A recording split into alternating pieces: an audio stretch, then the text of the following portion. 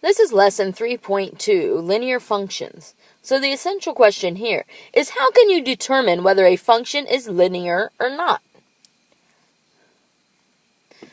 Now, identifying linear function. A linear equation in two variables, x and y, is an equation that can be written in the form of y equals mx plus b.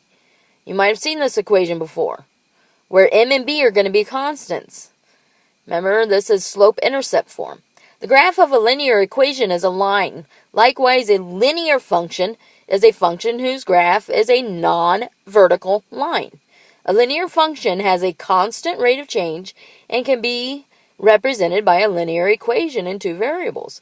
Remember, a constant rate of change is a slope. So now a nonlinear function does not have a constant rate of change. So its graph is not a line. So, looking at these here, does the graph represent a linear or nonlinear function?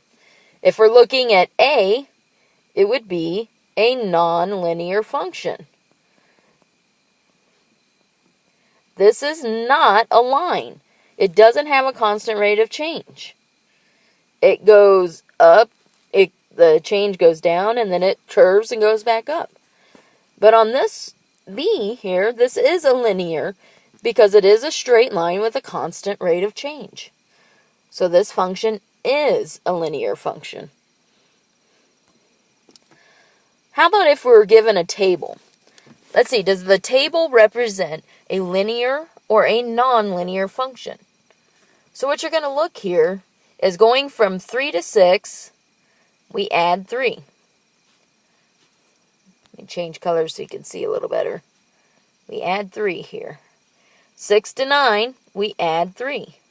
9 to 12, add 3. What about down at the bottom? If we're looking down here, from 36 to 30, we subtract 6. 30 to 24, subtract 6. And 24 to 18, again, subtract 6.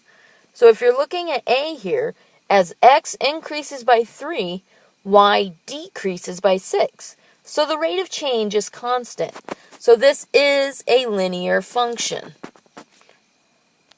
So let's look at the table here for B now. If we go from 1 to 3, we add 2. From 3 to 5, we add 2. 5 to 7, again, add 2. So let's look at our y terms here. From 2 to 9, we add 7. 9 to 20, we add 11. From 20 to 35, we add 15. So if you notice, as the x increases by 2, the y increases by different amounts. So the rate of change is not constant. So this one is going to be nonlinear.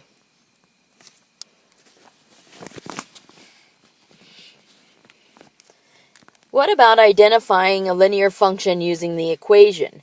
If you remember, I said it's going to be in the form of y equals mx plus b, where m and b are going to be numbers. So do we have things like this? Y equals 3.8. So,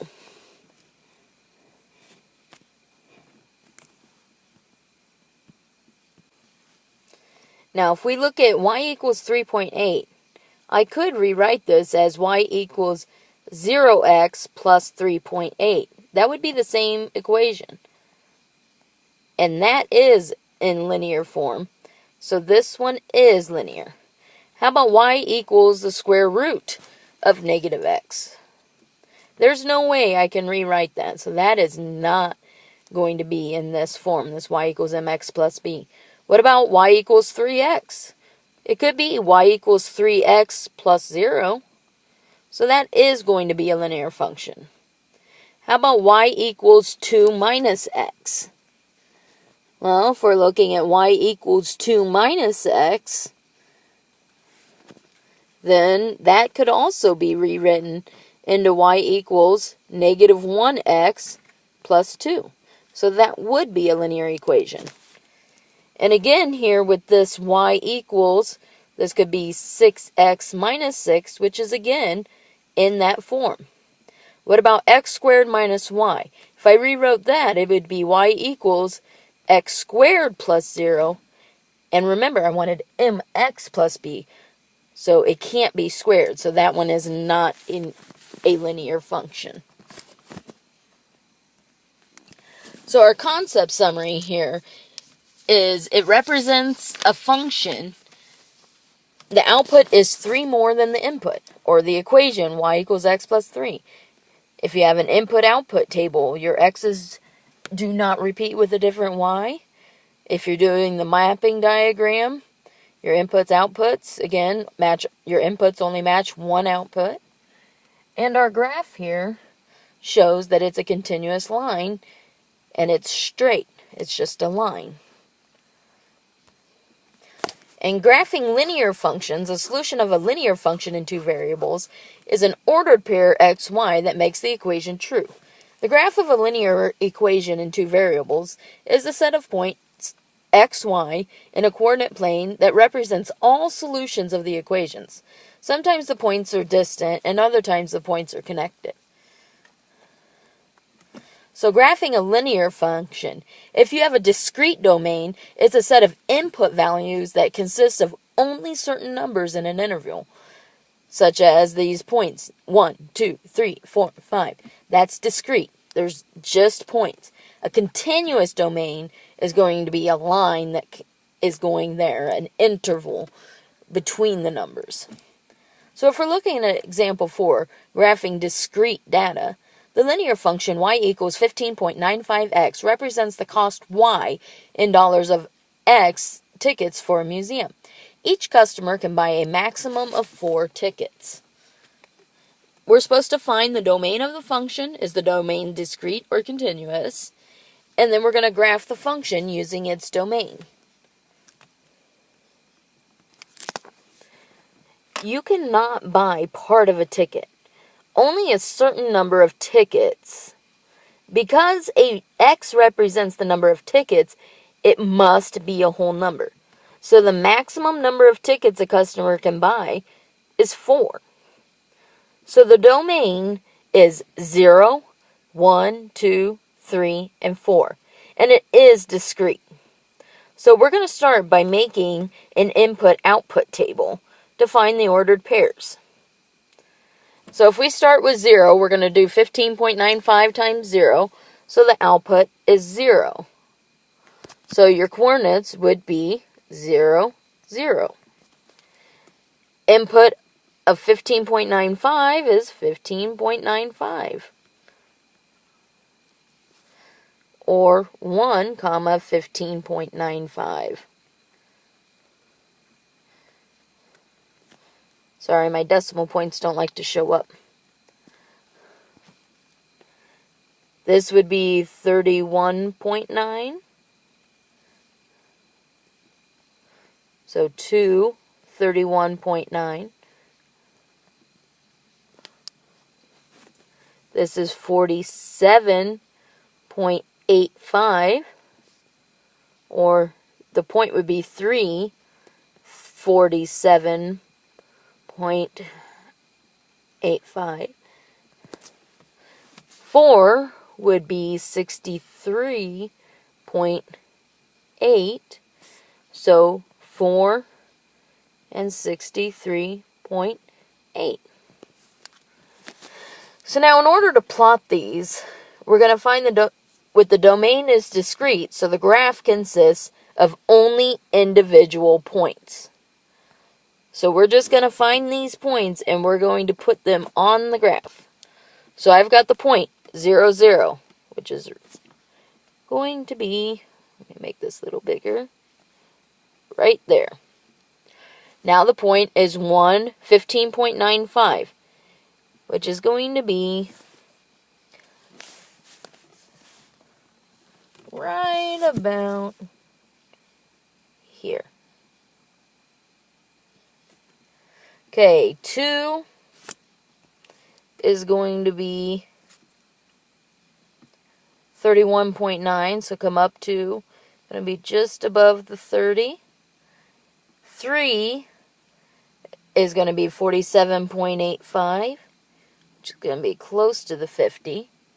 And 4 is going to be 63.8. So above the 60, not quite halfway. So I know my graph doesn't quite look like it because it's not quite exact, but it is a linear, but it's discrete. It doesn't connect because remember, our domain is discrete. It can only be 1 ticket, 2 tickets, 3 tickets, or 4. We can't have a half a ticket. So we have to make sure we keep it and do not connect that line. Now, our 5th example here is graphing continuous data. Now, a cereal bar contains 130 calories. The number C of calories consumed is a function of the number of bars eaten. Does the situation represent a linear function? Find the domain of the function, and is the domain discrete or continuous? And then we graph the function. So again, I'm setting up my input-output table. Now, as for B, it increases by 1. So C increases by 130. The rate of change is continuous. So this situation represents a linear function.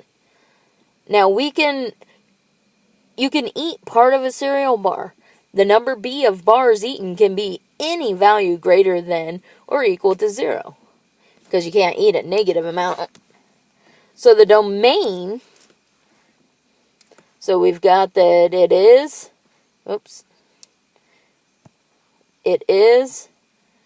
linear. It is continuous. And the number of bars eaten has to be greater than or equal to 0. Because you can't have negative bars. So now here we're going to make our input-output table. So for 0, I would have 0, so 0, 0. 1, I would have 130. So 1, 130. 2 would be 260, 390, and 520. So now I have all the points written too. Now I can just graph these. I've got 0, 0, 1, 130, 2, 260, 3, 390, and 4, 520. So our graph is going to take that and connect those lines, those points, and we're going to have a line that looks like this. And is going to continue on, so we can put an arrow at the end, because you could keep eating bars, they could keep coming. Might eventually get full, but we'll see. So that's how you're going to make an input-output. Now, example 6 here is just writing real-life problems. To write a real-life problem to fit the data shown in each graph, the domain and function of each discrete or continuous, and you can explain. So if we're looking at these graphs, you notice that A is discrete. It does not continue. So this would be something like you want to think of a real-life situation which there are 2 variables. So one possibility would be something like, is 2 people bidding against each other on 6 coins at an auction, and each coin will be purchased by one of the 2 people. Because it is not possible to purchase part of a coin, the domain is going to be discrete. Now with the graph B here, we notice that this is continuous. So one possibility on something like this would be 2 people bidding against each other on 6 ounces of gold dust at an auction. All the dust will be purchased by the 2 people because it is possible to purchase any portion of the dust. The domain is going to be continuous. So get your notes finished up, show them to me, and get going on your clever assignment.